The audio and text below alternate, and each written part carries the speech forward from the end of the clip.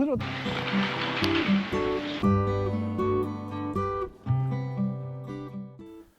こんにちは。How to Walk Japan です。奥奥八九郎温泉、とっても良かったですね。今日はそこから南津軽を北上していきます。八九郎温泉から青い温泉まで1時間強のドライブ。この間のお湯を楽しみながら行きましょここもなんかあんだ。なんて言うんだろう。 13km につなりです。ここだ。小関東。ここ？夜の。どうしよう。ここ？大鰐温泉の町から離れた一軒家との温泉宿。弘前市内から便が良く、観光やビジネスに最適です。温泉は仙台当主の霊感によって掘り当てられたアルカリ性単純温泉。すごく居心地の良さそうな雰囲気のいい旅館です。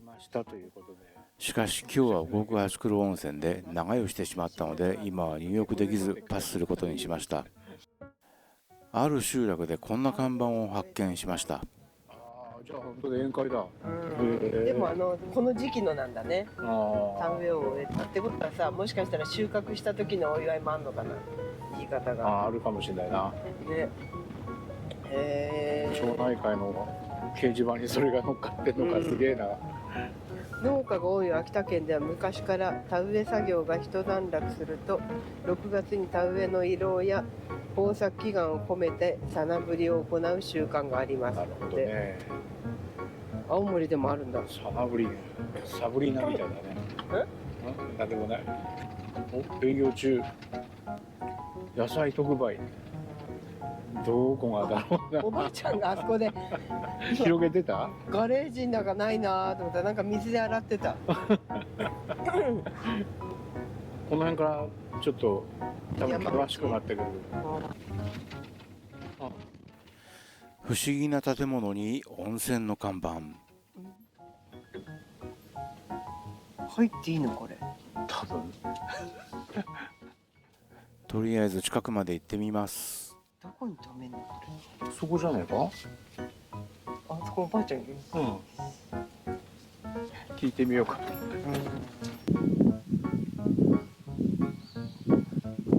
これお風呂って入ってもいいんですかね？100円入れれば。あ、みんな入っていいんだ。すごいですね。ねえ、こんなとこに温泉があると思わなくて。どちらから？岩手から来たんです。で、青鬼温泉っていうのが向こうにあって、そこ行こうかなと思って走ってたんですよ。あれ？熱いよ。指系だけほどお湯熱くなって。あ、そうなんですか。お水入れて。ああ、そんなに暑いの？事前にお聞きできてよかった。心臓麻痺を起こすところでした。外観の猿の絵は旧石黒商業高校の生徒が作成したそうです。コロナの時期には地元専用でした。岩の湯口から注がれる温泉は50度近くあるようです。確かに激アツ。この辺りは豪雪地帯ですから、冬の寒さに対抗するにはこのくらいの温度でちょうどいいのかもしれません。協力金を100円とおっしゃっていましたが、外部からお邪魔しているのでもう少し入れちゃいました。一応ね、100円払えばみんな入っていいんだよって。 1.5 キロ道なり100です。円でいいって？100円だって。協力金を入れるっていうか、いくらとは書いておない。ばあちゃん。ありがとうございました。どうも。どうも。道路の掲示板も独特です。本当だ。すごいよね。これは見たことないよ。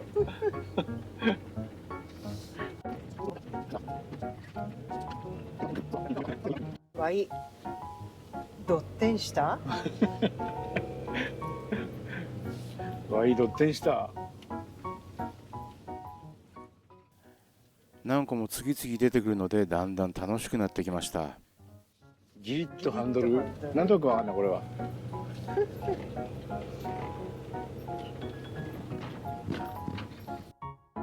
マイネ、空き看護。ああ、マイネはダメかな。ちゃんとこんな看板出てんじゃんね。ここから本格的にオフロードです。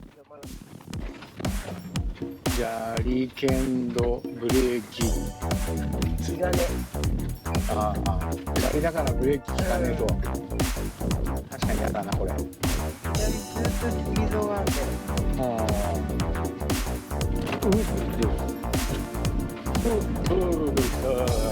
ちょうど危ねはんで左さ寄れって看板だったり。一およそ番200メートル一番ガードレールが欲しいところになるよね。人があって変わったりする。ああ、そうか。でもなんか、あそこが一番欲しいじゃない。こ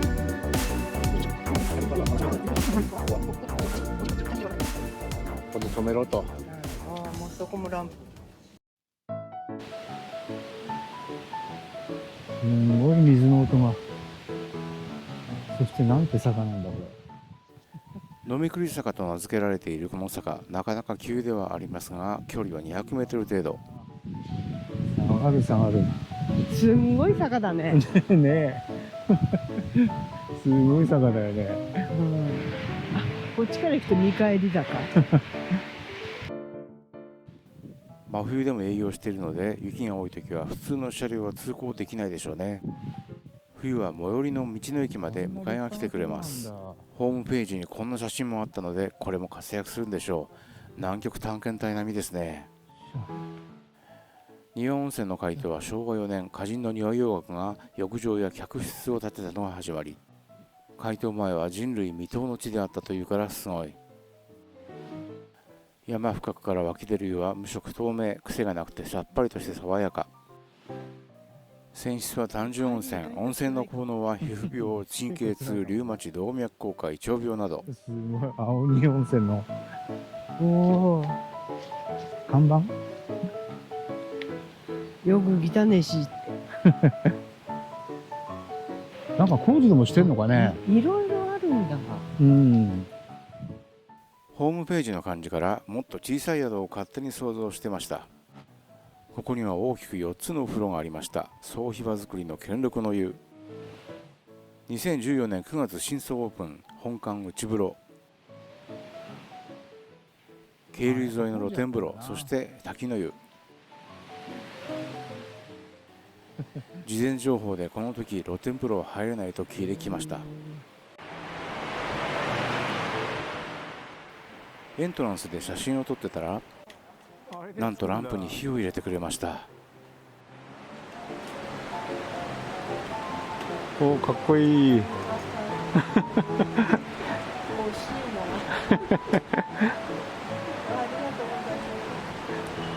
すいません、ありがとうございます。いや、いいな。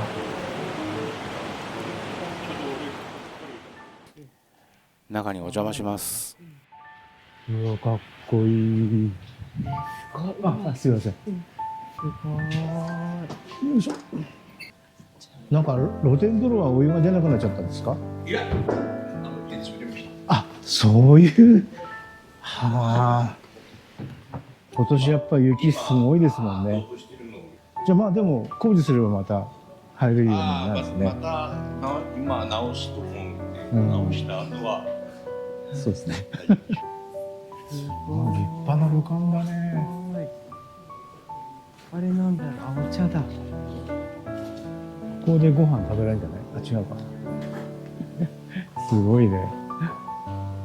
これ剣出しとくよ。はい。この辺だけ写真撮ってもいいですか？人映ってなければ大丈夫です。はい、すみません。ありがとうございます。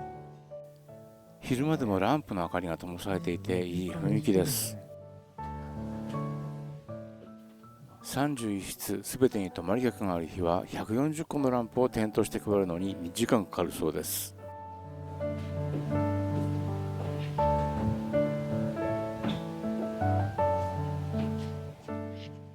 最初は内風呂をいただきます。脱衣場の前までランプが下がってました。夜はさぞかし素敵でしょうね。総ヒバ作りの内風呂、ヒバの香りが心身を癒してくれます。ぬるめでゆっくりとヒバの香りを楽しめます。涼しい。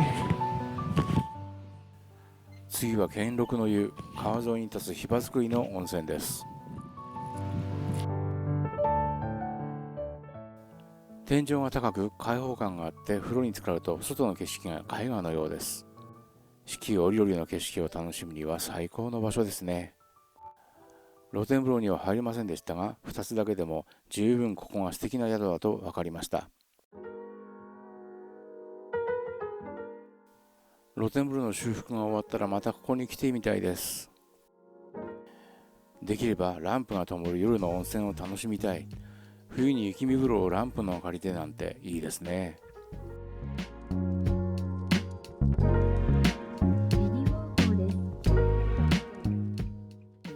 食事は旬の山菜、川魚と山の幸を中心とした料理だそうです。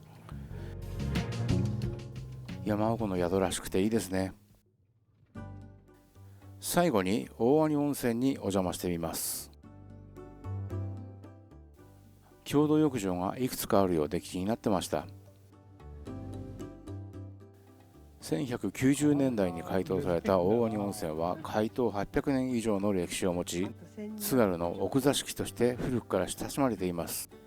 平川の清流の傍らに温泉宿が立ち並んでおり、小さな銭湯のようなところから近代的なホテルまでさまざまなスタイルの宿があるのがこの特徴です。ワニカムという施設には立ち寄り温泉をはじめ土産やレストラン、多目的ホールなどいろいろな施設が集まっているようです。まずここで情報を集めてみます。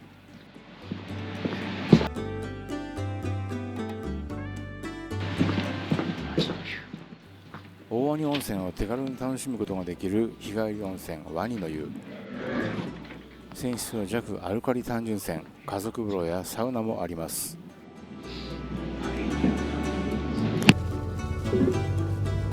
ほら、西に進みます。続いて右方向です。ピンクのワニ。800メートル道なりです。ピンクの何？ワニ。ここ止まれないのかな。大鰐町のマスコットアリちゃんが駅前でお出迎えです。大鰐駅前おもてなし足湯が隣に設置されてました。その奥には江南鉄道大鰐駅の駅舎、レトロな無人駅です。りんご畑鉄道の愛称がある江南鉄道、昭和27年に開業し、黒石、弘前、大鰐を結んでいます。ほぼ全区間で JR 東日本の奥羽本線と並行しており、人口の減少もあって2027年には廃線の予定だとか。地方のローカル線はどこも厳しいですね。日陰食堂、大湯会看板じゃ館、ん。公衆浴場、大湯。泊まれないよな。ここ。K だけだな。あ、奥にある。奥にあるか。左方向です。続いて目的地です。今回私は一人でお風呂へ。妻は車で待機。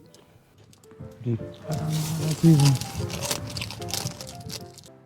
令和に生まれ変わった大鰐温泉の公衆浴場。昭和9年に現在の位置に建築され、数回改築されています。大鰐温泉を代表する公衆浴場という評判、確かにかなり賑わってました。リニューアルしたばかりで中はとっても綺麗でした。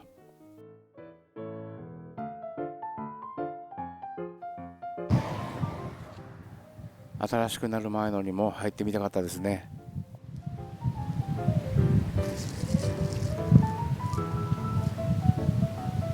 赤湯。ここは泊まるとこだもんな。大鰐温泉もやし。左方向です。続いて右方向です。狭いね。狭いんだけど。狭い。純喫茶ケルン。すごいね。気になるわ。やってないね。この辺なんか面白いな。右方向です。続いて左方向です。左方向です。続いて目的地は右側です。若松会館。大鰐温泉駅から徒歩7分くらいのところにある共同浴場。レトロな外観が素敵です。ていうかやってんのかな。以前は9つの公衆浴場があった大鰐も観光客の減少とともに数が減少してます。6時から9時までやってそうだな。ここは生き残っている公衆浴場の一つです。ちゃんぽん。券売機で入浴券を購入。しかしカウンターに誰もいない。ロビーでおしゃべりしているおばさんが受付の方でした。お客さんだと思ってた。泉質はナトリウムカルシウム塩化物硫酸温泉で pH は7、43度ぐらいのやや熱めの湯。体が刺激で鼻を切るような爽快な熱い湯でした。ありがとうございます。暑くて気持ちよかった。あ、そう？大丈夫だった？でもちょうどよかった。あ、よかった。初めちょっとねびっくりしたけどね。最初はでもね、2回目となればまだね、体が慣れるからね。はい、こんにちは。はい。ちょっと足突っ込んだ時ちょっとびっくりした。どうも。どうもありがとうございます。こんなお風呂が家の近くにあったら毎日通いそう。料金も300円と格安です。大鰐温泉には江戸時代より伝わる大庭温泉もやしという長さ30センチほどの大豆もやしが存在します。江戸時代には弘前藩への献上品とされ、七草がゆに入れるなどして食べられていました。美味しそうな野菜が並んでますが、もやしは見当たりませんね。本当ならこんなもやしが店頭に並んでるはずなんですが、ちょうど今生産してない数日に当たっちゃったみたいで、あさってから入るって言われた。本当スキー持ってるね。スキー持ってるね。やっぱ好きだったね。勝手に歯ブラシかと思って。宣伝かそれ。あったよな、町内会にな。この町は何もかもがちょっとずつ懐かしい不思議な場所です。そうかな。次の公衆浴場へ向かいます。まだあるんですね。中がこれじゃないの？これだ。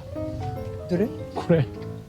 青柳会館。本当だ。公衆浴場青柳会館。まあ綺麗な赤い橋。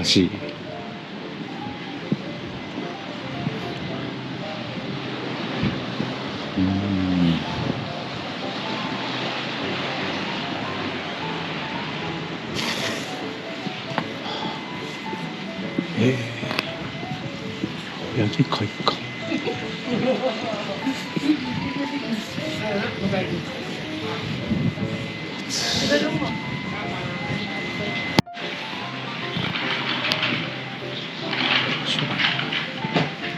9時から9時まで、さっきと同じような感じかな。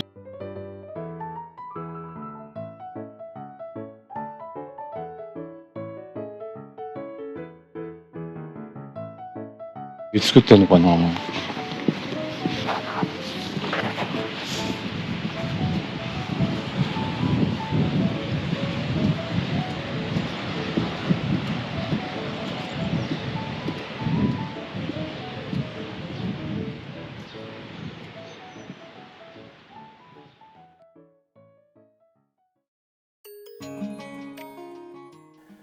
今回はお邪魔しなかったですが、ここにはすごい温泉宿がまたあります。大鰐温泉の中で現存する最も古い宿、山に仙遊館。職業選択の自由が認められた明治4年の翌年、明治5年に創業。明治14年には明治天皇の最側近の方の宿になっています。その後も歴史上の偉人がここを利用しています。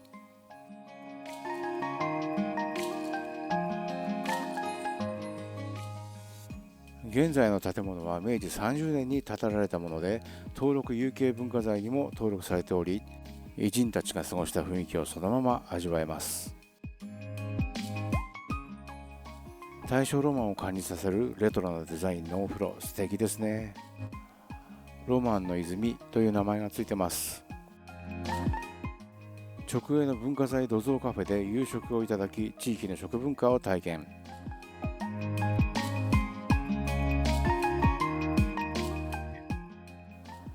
朝食は津軽かっちゃんの朝ごはんと称して地元の朝食料理を提供しています。ただ残念なことに日帰り欲はありません。いつか宿泊しに戻ってきたいです。奥奥八九郎線という野党から始まった南津軽の旅、まだまだいい温泉がありそうです。耳寄りの情報があればコメント欄で教えてください。よろしくお願いします。